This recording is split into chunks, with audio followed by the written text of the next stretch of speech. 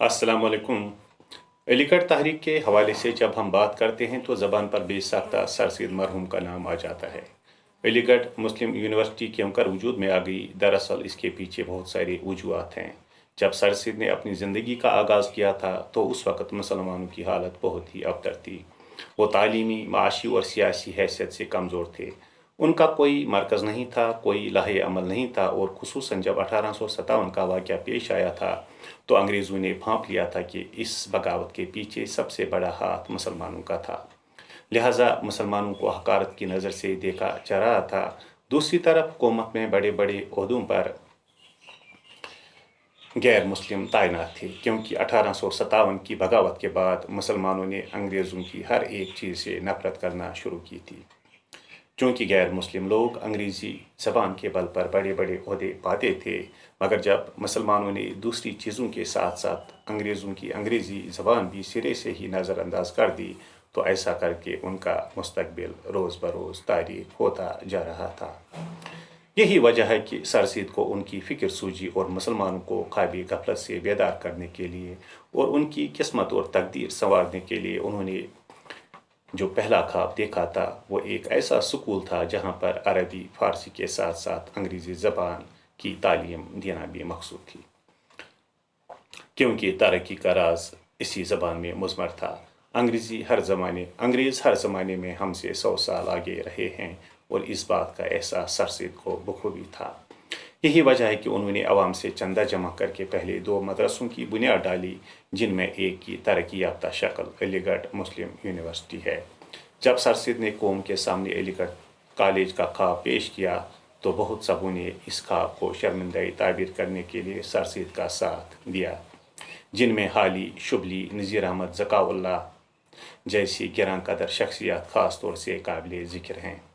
लेकिन जब सर सैयद ने मुसलमानों को कहा था कि हमारी तरक्की का राज अंग्रेज़ी ज़बान और उलूम में पोशीदा है, तो उनकी मुखालिफत हर सिमत से होने लगी थी और यूं उनको काफिर, मुल्हिद, क्रिश्चन वगैरह के अलकाब से भी पुकारा गया।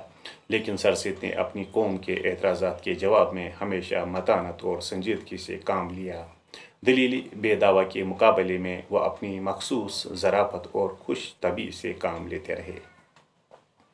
अलीगढ़ मुस्लिम यूनिवर्सिटी कायम करके सर सैयद ने न सिर्फ इल्म की अहमियत और अफादियत वाज़ेह कर दी, बल्कि इसके साथ साथ उन्होंने गाज़ीपुर में एक साइंटिफिक सोसाइटी की बुनियाद भी डाली।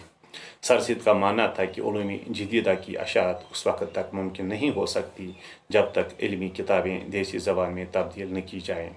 मौलाना हाली लिखते हैं कि सर सैयद ने इस बात को अंग्रेज़ी तालीम के फैलाने से भी ज़्यादा ज़रूरी और मुक़द्दम समझा।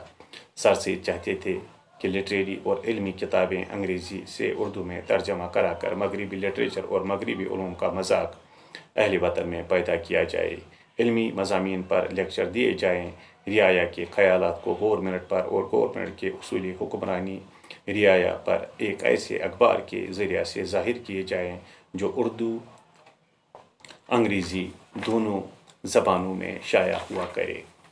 साइंटिफिक सोसाइटी के ज़रिए मुख्तलिफ बीजों पर तजुर्बा करके किसानों को भी फ़ायदा होने लगा।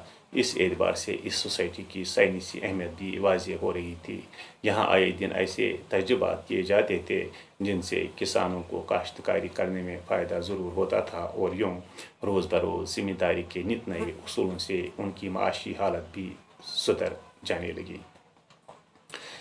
सर सैयद तहरीक न सिर्फ एक इल्मी या साइंसी तहरीक थी, बल्कि ये एक ऐसी अदबी तहरीक भी साबित हुई जिसने उर्दू अदब पर अपने दूररस असरात डाले। सर सैयद एक बहुत बड़ी शख्सियत के मालिक थे। वह एक ज़बरदस्त मुसन्निफ़, बुलंद ख़याल मुफक्किर, जलील क़द्र मुसल्ली और होशियार मुदब्बिर थे। उनमें एक ऐसी कशिश थी जो दूसरों को अपना हम ख्याल बना लेती थी। सर सैयद अपने उर्दू लिटरेचर की बदौलत ज़रा से आफ्ताब बन गए। उन्हीं की बदौलत उर्दू इस काबिल हुई कि इश्क़ व आशिकी के दायरा से निकल कर मुल्की, सियासी, अखलाकी, तारीख़ी गर्ज़ हर किस्म के मज़ामीन इस ज़ोर असर, वसत व जामियत, सादगी और सफाई से अदा कर सकती है कि खुद इसके उस्ताद यानी फ़ारसी ज़बान को आज तक ये बात नसीब नहीं। सर सैयद के मज़ामीन में किसी किस्म की लफाजी और इबारत आराई नहीं।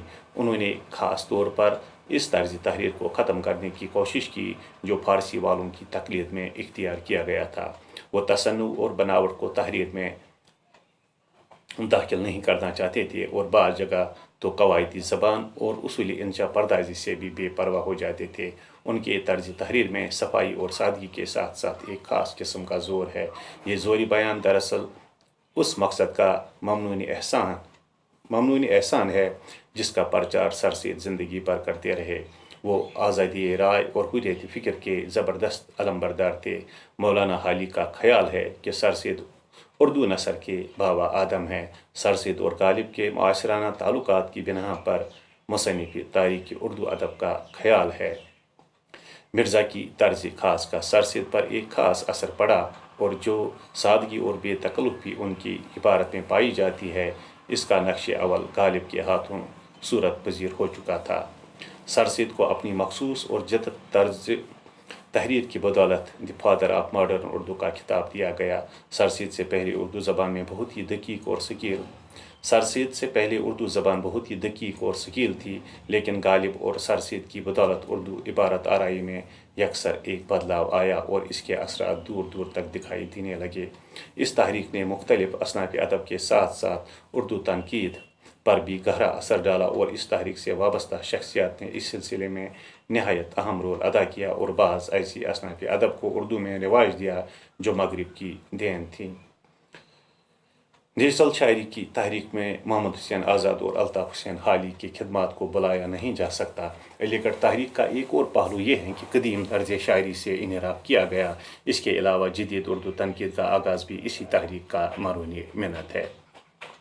ادبی نقطۂ نظر سے علی گڑھ تحریک کے سارے پھل میٹھے تھے۔